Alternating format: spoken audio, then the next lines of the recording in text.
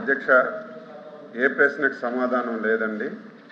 రాష్ట్రంలో ప్రకృతి వైపరీత్యాల కారణంగా నష్టపోయిన రైతులకు ప్రభుత్వం ఇన్పుట్ సబ్సిడీ సక్రమంగా పంపిణీ చేయడం అయింది.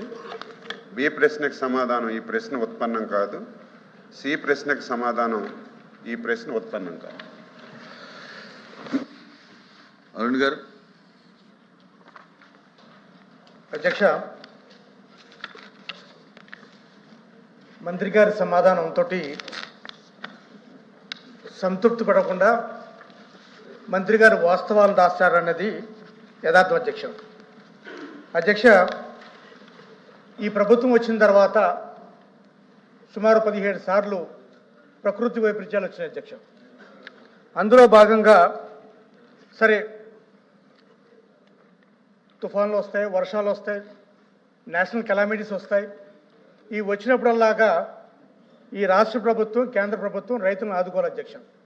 అందులో భాగంగా ప్రధానమంత్రి ఫసల్ బీమా యోజన ఒకటి అధ్యక్ష, weather based crop insurance scheme ఒకటి అధ్యక్ష.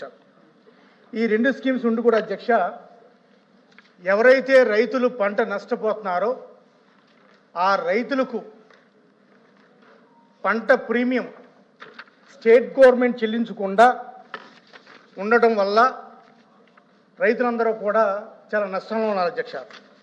ఉదాహరణకు అధ్యక్ష, మీరు ఒకసారి చూస్తే 2023-24 ఖరీఫ్లో అధ్యక్ష 24 జూన్లో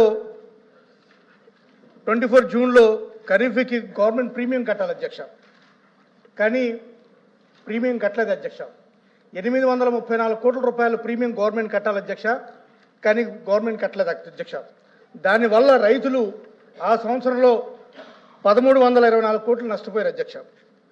అదేవిధంగా అధ్యక్ష 2024 రబీలో కూడా ప్రభుత్వం ప్రీమియం కట్టాలి అధ్యక్ష. ప్రీమియం కట్టలేదు అధ్యక్ష. 2024లో 88 కోట్లు కట్టాలి, కట్టలేదు. 2025లో ఖరీఫ్లో 172 కోట్లు కట్టాలి, కట్టలేదు. అదేవిధంగా ఇంకా తుఫానుకు వద్దాం అధ్యక్ష. ఇవి మొందా తుఫాను కానీ, దిత్వా తుఫాను కానీ, ఈ తుఫాను బాధితులకి పంటకి ఎవరికి కూడా ₹1 చేతికి రాలేదు అధ్యక్ష. కరువు నష్టం రాలేదు అధ్యక్ష. అధ్యక్ష, ఒక ఉదాహరణ అధ్యక్ష, ఇదివరకు మేము మా ప్రభుత్వంలో ఉన్నప్పుడు ఈ క్రాప్ ద్వారా రైతులు చెల్లించాల్సిన ప్రీమియం కూడా రాష్ట్ర ప్రభుత్వం భరించింది అధ్యక్ష. ఈసారి రైతులు చెల్లించాల్సిన ప్రీమియము రైతులకు తెలియకపోవటం వల్ల, రైతులు కట్టలేకపోవటం వల్ల రైతులు చాలామంది పంట నష్టం జరిగింది అధ్యక్ష. కొన్ని చోట్ల అధ్యక్ష, ఉదాహరణకు ఉమ్మడి కృష్ణా జిల్లాలో అధ్యక్ష పత్తి రైతుల్ని, మాకు పత్తి ఎక్కువ అధ్యక్ష, పత్తి మిరప ఎన్ని ఎక్కువ అధ్యక్ష. ఆ పత్తి రైతులకు కూడా పంట నష్టపోయినా సరే ఆ పంట నమోదు చేసుకోలేదు అధ్యక్ష. అదేవిధంగా అనేక పంటలు అధ్యక్ష. మరి ఈ క్రాప్ ఏమైంది, ఎంత పంట నష్టపోయింది, ఎంత పంటకి ఎంత మీరు పంట సహాయం చేశారు, ఎంతమంది రైతులు ఉన్నారు, ఆ రైతుల్లో కౌలు రైతులు ఉన్నారా లేదా, కౌలు రైతులు లేకపోతే కౌలు రైతుల పరిస్థితి ఏంటి, ఇవన్నీ కూడా మంత్రి గారు ఇందులో సమాధానం చెప్పకుండా అసలు ప్రశ్నే ఉత్పన్నం కాదు.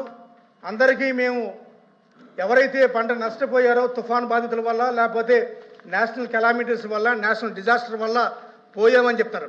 ఇంతకన్నా గౌరవం ఏంటంటే అధ్యక్ష, ఈ ఫైసల్ బీమా ఒక నిమిషం అధ్యక్ష, ప్రధానమంత్రి ఫైసల్ బీమా యోజనలో భాగంగా ఆంధ్రప్రదేశ్ ఎగిరిపోయింది అధ్యక్ష. ఏంటి అధ్యక్ష, 1100 కోట్ల రూపాయలు ఇవ్వాల్సి ఉంటే ప్రభుత్వం ఇలా రిలీజ్ చేసింది అధ్యక్ష కేవలం 310 కోట్లు అధ్యక్ష. మరి ఈ వాస్తవాలన్నీ కూడా మంత్రి గారికి తెలియదా, దాచారా, లేకపోతే మంత్రి గారు ఏమైనా రైతులను మోసం చేస్తున్నారా అనేది ఒకసారి ఈ సభ ద్వారా మంత్రి గారు అధ్యక్ష. రైతులు కన్నీరు రాష్ట్రానికి మంచిది కాదని చెప్పి గౌరవ మంత్రి గారికి విన్నవిస్తున్నాను అధ్యక్ష. Thank you. రవీంద్ర గారు. సార్, ఈ క్వశ్చన్కి నేను అరుణ్ కుమార్తో అసోసియేట్ అవుతాను సార్. ఓకే ఓకే ఓకే మంత్రి గారు. అధ్యక్ష, ఇన్పుట్ సబ్సిడీ అధ్యక్ష, ఎప్పుడైనా సరే ప్రకృతి వైపరీత్యాలు వచ్చేటప్పుడు ప్రభుత్వాలు ఇన్పుట్ సబ్సిడీ ఇస్తాయి. ఇన్పుట్ సబ్సిడీ కూడా ఒకసారి చూస్తే హెక్టార్ కింద ప్రతి పంటకి ప్రభుత్వం నిర్ధారణ చేస్తుంది ఇంత డబ్బులు ఇవ్వాలని చెప్పి.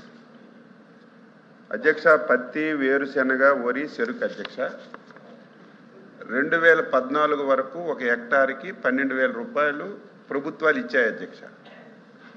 2014లో చంద్రబాబు నాయుడు గారు ముఖ్యమంత్రి అయిన తర్వాత 12,000 రూపాయలు హెక్టార్కి సరిపోవడం లేదని చెప్పి 17,000 రూపాయలు హెక్టార్కి పెంచి ఇన్పుట్ సబ్సిడీ ఇవ్వడం జరిగింది అధ్యక్ష.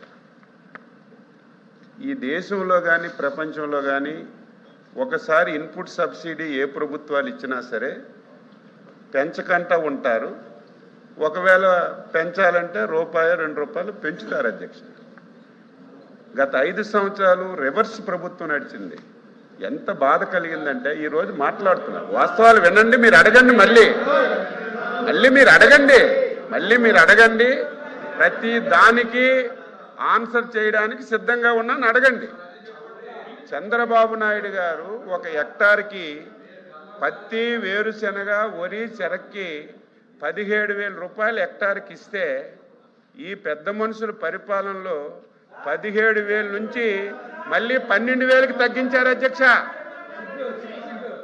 17,000 నుంచి పెంచాలి, కానీ 17,000 నుంచి 12,000కి తగ్గించారు.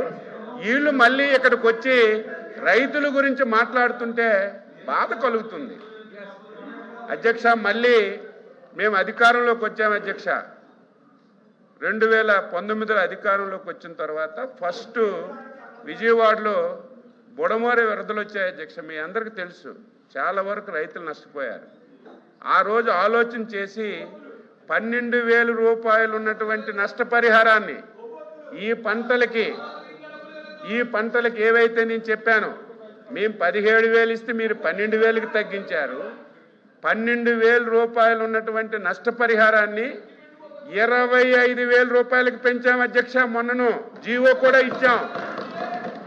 ఇచ్చి బుడమేరు వరదల్లో 24 గంటల్లో వారం రోజుల్లో మొత్తం సర్వే చేసి 370 కోట్లు నష్టపరిహారం రైతులకు ఇచ్చాం అధ్యక్ష. ఆంధ్రప్రదేశ్ చరిత్రలో రైతులకే కాదు, ఫస్ట్ టైం డైరెక్ట్గా కౌలు రైతుల అకౌంట్లో నష్టపరిహారం వేసిన ప్రభుత్వం మా ప్రభుత్వం, ఎన్డీఏ ప్రభుత్వం అధ్యక్ష. వీళ్ళు మాట్లాడుతున్నారు. ఈరోజు ఇంకా ఉన్నాయి. మొన్ననే మోందా తుఫాన్ వచ్చింది, మొత్తం సర్వే కూడా చేశాం. కేంద్ర ప్రభుత్వం ఈ మధ్య రిలీజ్ చేస్తే అది కూడా రిలీజ్ చేస్తాం.